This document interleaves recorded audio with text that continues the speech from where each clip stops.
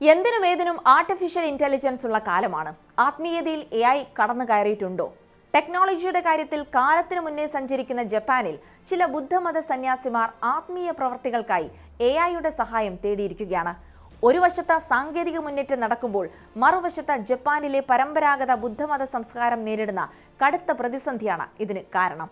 കൂടുതൽ വിവരങ്ങൾ അറിയാം. സ്വാഗതം ഇൻഡപ്തിലേക്ക്.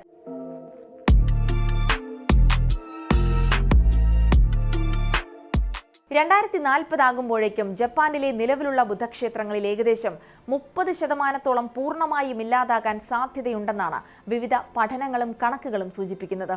ഇതിനു പിന്നിൽ ചില കാരണങ്ങളുണ്ട്. ജപ്പാനിലെ ജനസംഖ്യയിൽ ഭൂരിഭാഗവും പ്രായമായവരാണ്. യുവാക്കളുടെ എണ്ണം ക്രമാതീതമായി കുറഞ്ഞു വരികയാണ്. പുതിയ തലമുറയ്ക്ക് പരമ്പരാഗത മതപരമായ ചടങ്ങുകളോടും ക്ഷേത്രങ്ങളോടും താല്പര്യം കുറഞ്ഞു വരികയാണ്. ക്ഷേത്രങ്ങൾ പരിപാലിക്കാനും ചടങ്ങുകൾ നടത്താനും അടുത്ത തലമുറയിൽപ്പെട്ട സന്യാസിമാരെ കിട്ടാനില്ലാത്ത അവസ്ഥയാണ്. പല ഗ്രാമീണ ക്ഷേത്രങ്ങളും വരുമാനമില്ലാതെ അടച്ചുപൂട്ടലിന്റെ വക്കിലാണ്. ഈ പ്രതിസന്ധി മറികടക്കാനും പുതിയ തലമുറയെ ക്ഷേത്രങ്ങളിലേക്ക് ആകർഷിക്കാനും ചില സന്യാസിമാർ കണ്ടെത്തിയ വഴിയാണ് ആർട്ടിഫിഷ്യൽ ഇന്റലിജൻസ്. കനഗാവ് പ്രവിശ്യയിലെ ദൊവര നഗരത്തിലുള്ള ഗാൻഷുജി ക്ഷേത്രത്തിലെ പ്രധാന സന്യാസിയായ സൗവോ ഇവായാമ ഇതിൽ വലിയൊരു മാറ്റത്തിന് തുടക്കമിട്ടു.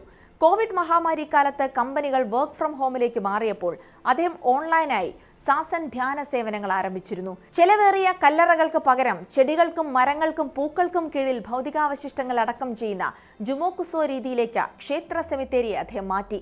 വർഷങ്ങൾക്ക് മുൻപ് അദ്ദേഹം ക്ഷേത്രഭരണം ഏറ്റെടുക്കുമ്പോൾ ക്ഷേത്രത്തെ പിന്തുണയ്ക്കുന്ന 4 കുടുംബങ്ങൾ മാത്രമാണ് ഉണ്ടായിരുന്നത്.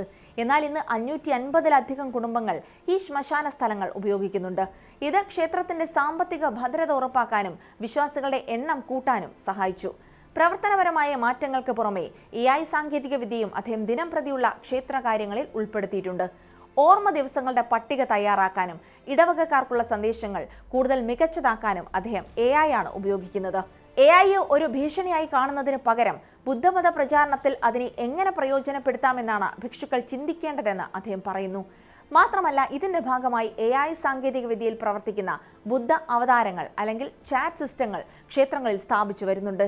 ക്യോട്ടോയിലെ പ്രശസ്തമായ കോഡേജി ക്ഷേത്രത്തിലെ ആൻഡ്രോയിഡ് കാനൻ ഇതിനൊരു മികച്ച ഉദാഹരണമാണ്. ബുദ്ധന്റെ കാരുണ്യത്തിന്റെ പ്രതീകമായ കാനൻ ദേവതയുടെ രൂപത്തിലുള്ള ഒരു റോബോട്ടാണിത്. ക്ഷേത്രത്തിലെത്തുന്ന സന്ദർശകർക്ക് ഈ AI സംവിധാനങ്ങളോട് സംസാരിക്കാം. തങ്ങളുടെ മാനസിക വിഷമങ്ങളും ജീവിതത്തിലെ സംശയങ്ങളും പങ്കുവെക്കാം. ബുദ്ധമത ഗ്രന്ഥങ്ങളിലെ അറിവുകൾ വിശകലനം ചെയ്ത് മനുഷ്യർക്ക് മനസ്സിലാകുന്ന രീതിയിൽ ഈ AI ബുദ്ധന്മാർ ഉപദേശങ്ങളും ആശ്വാസവാക്കുകളും നൽകും. AI ബുദ്ധന്മാർ നൽകുന്ന മറുപടികൾ ബുദ്ധന്റെ യഥാർത്ഥ ആത്മീയ ജ്ഞാനമല്ല, മറിച്ച് സാങ്കേതിക വിദ്യയുടെ സഹായത്തോടെയുള്ള വിവര കൈമാറ്റം മാത്രമാണ്. ആയിരക്കണക്കിന് ബുദ്ധമത സൂക്തങ്ങളും തത്വചിന്തകളും കമ്പ്യൂട്ടർ പ്രോഗ്രാമുകളിൽ മുൻകൂട്ടി നിക്ഷേപിച്ചിട്ടുണ്ട്. മനുഷ്യർ ചോദിക്കുന്ന ചോദ്യങ്ങൾക്കനുസൃതമായി ഈ ഡേറ്റ വിശകലനം ചെയ്താണ് AI മറുപടി രൂപപ്പെടുത്തുന്നത്. ഇത് പൂർണ്ണമായും ഒരു യഥാർത്ഥ സന്യാസി നൽകുന്ന ആത്മീയ മാർഗനിർദ്ദേശത്തിന് തുല്യമല്ല. എങ്കിലും പുരാതനമായ ബുദ്ധവചനങ്ങളെ വരും തലമുറയ്ക്കായി ഡിജിറ്റൽ രൂപത്തിൽ സംരക്ഷിക്കാനും സങ്കീർണമായ തത്വചിന്തകൾ ലളിതമായി യുവാക്കളിലേക്ക് എത്തിക്കാനും ഈ സാങ്കേതിക വിദ്യയ്ക്ക് സാധിക്കുമെന്ന് അനുകൂലിക്കുന്ന സന്യാസിമാർ അവകാശപ്പെടുന്നു.